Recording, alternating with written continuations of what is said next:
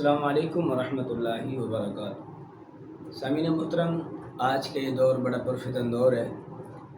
نبی کریم صلی اللہ تعالیٰ علیہ وآلہ وسلم نے ارشاد فرمایا تھا، فرمایا قرب قیامت اکثر لوگ جو ہے وہ سود کھائیں گے۔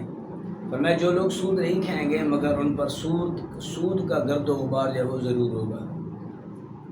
آج سامعین محترم، آپ حضرات کو یہ جو احباب مکان گروی پہ لیتے ہیں اس کے بارے میں چند باتیں عرض کروں گا۔ یہ جو گروی پر مکان لینا ہے شرعی طور پر یہ سود ہے، ناجائز ہے، حرام ہے۔ اس کی وجہ کیا ہے؟ اس کی وجہ یہ ہے کل قرض جر منفعۃ فہو ربا، ہر وہ ایسا قرض کہ جو نفع کو کھینچے ایسا قرض جو ہے وہ سود کہلاتا ہے۔ اب چونکہ ایک شخص جو ہے وہ کسی بندے کو 5 لاکھ روپے دیتا ہے اور کہتا ہے کہ 5 لاکھ میں تم سے 2 سال کے بعد واپس لوں گا، میں تمہارے پاس جو مکان ہے وہ مجھے دے دو اور اس مکان میں 2 سال رہنے کے بعد پھر 5 لاکھ واپس لے لوں گا، تو لہٰذا یہ جو صورتحال ہے ان کو لوگ گروی کا نام دیتے ہیں، جبکہ یہ بالکل خالصتاً سود ہے۔ یاد رکھیے، جس قرض سے نفع لیا جائے وہ قرض سود ہوا کرتا ہے۔ اب چونکہ لوگ کیا کرتے ہیں، لوگ پیسہ دیتے ہیں مالک مکان کو، وہ مالک مکان 5 لاکھ 10 لاکھ جتنا بھی اماؤنٹ وہ جمع کری جاتی ہے، تو جتنا سال ایگریمنٹ ہوتا ہے اتنے سال کے بعد جو ہے وہ واپس لیے جاتے ہیں پیسے۔ اب یہ جو پیسہ دے کر قرض دے کر جو نفع لیا جاتا ہے اس کا نام سود ہے۔ اب اس نے جو 2 سال گزارے ہیں وہ کس چیز کے عوض میں گزارے ہیں؟ بعض لوگ کیا کرتے ہیں، حرام کو حلال کرنے کے لیے وہ تھوڑا ایک کرائے پہ پیش کر دیتے ہیں، یعنی جہاں 15 سے 20 ہزار روپے رینٹ چلتا ہو جس مکان کا، وہاں 1 سے 2 ہزار یا 3 ہزار روپیہ کرائے دے کر لوگ حرام کو حلال کرنے کے لیے یہ ہیلا پیش کرتے ہیں، جبکہ علماء کرام نے فرمایا کہ یہ ہیلا پیش کرنا جائز نہیں ہے شرعی طور پر۔ اس حوالے سے میرے بھائیوں، میری گزارش ہے ان احباب سے جو احباب گروی پر مکان لیتے ہیں، گروی پر دکانیں لیتے ہیں، گروی پر پلاٹ لیتے ہیں، کوئی بھی جو موجودہ صورتحال گروی کے حوالے سے، یہ جو احباب گروی پر رہتے ہیں شرعی طور پر جائز نہیں ہے، سود ہے۔ سود کے حوالے سے میں آپ حضرات سے بس 2-3 روایتیں عرض کر کے آپ حضرات کے گوش گزار کروں گا۔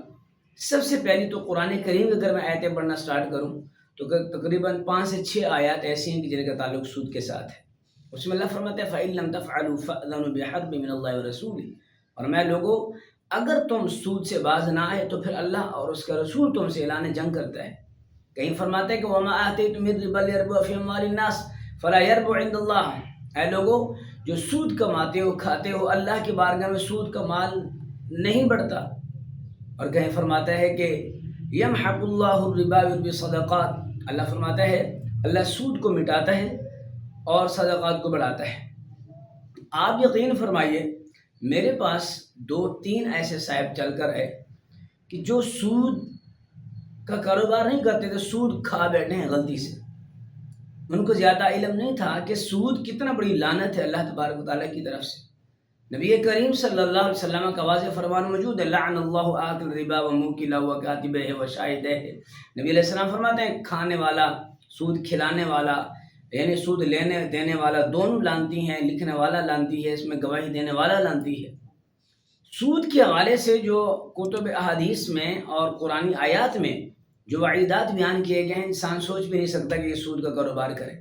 میری گزارش ہے آپ تمام احباب سے، جو بھی آپ میں سے کوئی صاحب سودی کاروبار کرتا ہے، یقین کیجیے، میں عرض کر رہا تھا کہ میرے پاس 2-3 آدمی چل کر آئے ہیں، بڑے کمال آدمی تھے، میں ان کو بڑا سمجھدار اور باشعور انسان سمجھتا تھا، لیکن جب انہوں نے سودی کاروبار شروع کیا، یقین کیجیے اللہ کی قسم ہے، وہ روتے ہوئے میرے پاس ہے، کہتے ہیں قاری صاحب دعا کریں اللہ مجھے اس پریشانی سے نجات دے دے، گھر بک گیا، دکان بک گئی، کاروبار ٹھپ ہو گیا، ساری پریشانیوں نے ڈیرے لگا رکھے ہیں، دنیا میں بھی ذلت ہے، آخرت میں بھی ذلت ہے۔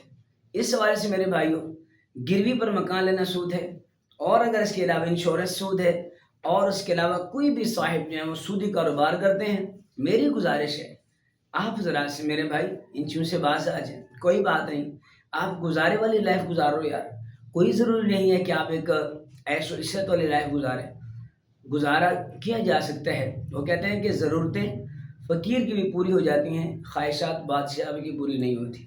لہٰذا میری گزارش ہے آپ حضرات سے، جو احباب گروی پر مکان لیے ہوئے ہیں وہ تہیہ کریں کہ آج کے بعد گروی مکان نہیں لیں گے، اور اس کے علاوہ جو احباب سودی کاروبار کرتے ہیں وہ سود سے آج ہی توبہ کریں۔ اللہ کی بارگاہ میں توبہ کے دروازے کھلے ہیں، اور آپ کے علم میں نہیں ہے کہ آپ کی آنکھیں کب بند ہو جائیں۔ آپ میں سے کوئی صاحب اس بات کی گارنٹی نہیں دے سکتا کہ قاری صاحب میں نے 1 سال زندہ رہنا ہے، نہیں، ایسا نہیں ہے۔ خود نبی لجپال صلی اللہ علیہ وسلم فرماتے ہیں عد نفسک من اصحاب القبور، فرمایا لوگوں خود کو تو اصحاب قبر میں شمار کرو۔ حضرت عبداللہ ابن عمر فرماتے ہیں اذا امسیت فلا تنتظر الصباح، فرمایا کہ جب شام کرو صبح کا انتظار نہ کرنا، وَإِذَا أَصْبَحْتَ فَلَا تَنْتَظِرِ الْمَسَاءَ، فرمایا لوگوں جب صبح کرو تو شام کا انتظار نہ کرنا۔ یعنی یہ ہماری لائف ہے، 1 منٹ سے پہلے انسان کی ڈیتھ ہو سکتی ہے۔ یہ سارے معاملات ہمارے دائیں بائیں ہوتے رہتے ہیں، ہمارے کوئی رشتہ دار، ہمارے عزیز، ہمارے ہمسائے، ہمارے دوست احباب، یہ اس طرح کی ڈیتھیں ہوتی ہیں، ہم خود اپنی آنکھوں سے دیکھتے ہیں، اچانک انسان کی ڈیتھ ہو جاتی ہے۔ اور یہ اچانک ڈیتھ ہو جانا صرف ان مرنے والوں کے ساتھ خاص نہیں ہے، ہمارے ساتھ بھی ہو سکتا ہے، ہم بھی اچانک مر سکتے ہیں، ہمیں بھی اللہ نہ کرے اٹیک ہو سکتا ہے، ہمیں بھی اللہ نہ کرے ایکسیڈنٹ ہو سکتا ہے، ہمارے بھی جو ہے وہ ایسا نقصان ہو سکتا ہے جس سے ہماری جان چلی جائے، ہمیں بھی کرنٹ لگ سکتا ہے، ہزارہا بہانے موت کے ہیں۔ لہٰذا میری گزارش ہے آج توبہ کریں۔ اگر کوئی صاحب، کوئی میرا بھائی غربت کے عالم میں سود کھاتا ہے، میرا آپ سے پیغام ہے، آپ کو میری گزارش ہے، آپ خدا را اللہ کے لیے، اللہ رسول کے بارگاہ میں معافی مانگیں، اللہ کی بارگاہ میں توبہ کریں، مالک مجھے اس پریشانی سے نجات عطا فرما دیں، یا اللہ مجھے سود جیسی لعنت سے یا اللہ مجھے نجات عطا فرما دے، اے مالک آئندہ میں کبھی بھی نہ سود کھاؤں گا، نہ کسی اور کو سود کا میں مشورہ دوں گا۔ آج چند ٹکوں کی خاطر لوگ ہمیشہ کے لیے سکون برباد کر دیتے ہیں، اللہ رسول کو ناراض کر دیتے ہیں، اللہ رسول سے جنگ لے لیتے ہیں۔ بھائی اللہ رسول سے جب جنگ کرو گے تم کیسے کامیاب ہو سکو گے؟ تمہیں کیسے سکون ملے گا؟ بھائی سکون نہیں مل سکتا، سکون تو اللہ رسول کی فرما برداری میں ہے، اللہ رسول کو راضی کرنے میں ہے، نہ کہ اللہ رسول کو ناراض کرنے میں ہے۔ لہٰذا میری گزارش ہے ان احباب سے جو احباب سود کا کاروبار کرتے ہیں، گروی مکان پہ ہیں، یا انشورنس کا کاروبار کرتے ہیں، انشورنس کرواتے ہیں، بالکل یہ ساری چیزیں ناجائز ہیں۔ لہٰذا آج کے بعد یہ تہیہ کریں کہ انشاءاللہ تعالی ہم نہ سود خود کھائیں گے، نہ کسی اور کو کہیں گے، اور نہ ہی ہم انشورنس کروائیں گے، اور نہ ہی ہم گروی کا کاروبار کریں گے، ہم نہ گروی پر خود رہیں گے، اور نہ ہی کسی اور کو ہم اس گناہ کی دعوت دیں گے۔ لہٰذا مزید اگر کسی صاحب کو اس حوالے سے رہنمائی لینی ہو، بے شک آپ کے آس پاس علماء کرام موجود ہوتے ہیں، اور آپ کوشش فرمائے کریں اپنے موبائل فون میں کم از کم 3 سے 4 ایتھینٹک مستند معتبر علماء کے نمبر ہونے چاہیے۔ جب بھی کوئی آپ اقدام کرنا چاہیں جس میں آپ کو ڈاؤٹ ہو کہ بھئی یہ مسئلہ شرعی طور پر جائز ہے یا ناجائز ہے، آپ بالکل علماء کرام سے رہنمائی فرمائیں۔ ہمارے الحمدللہ علماء کرام دیندار طبقہ بالکل آپ کی فری رہنمائی کرتا ہے، اور 24 گھنٹے آپ کے لیے اویلیبل رہتے ہیں۔ لہٰذا اپنے پاس علماء کرام کے نمبر رکھیں، جب بھی آپ کو پریشانی ہو پہلے آپ علماء سے رہنمائی لیں، پھر بعد میں جو اقدام کریں۔ اس وجہ سے نبی علیہ السلام فرماتے ہیں اغد عالما او متعلما او محبا او مستمعا ولا تكن الخامس فتهلك۔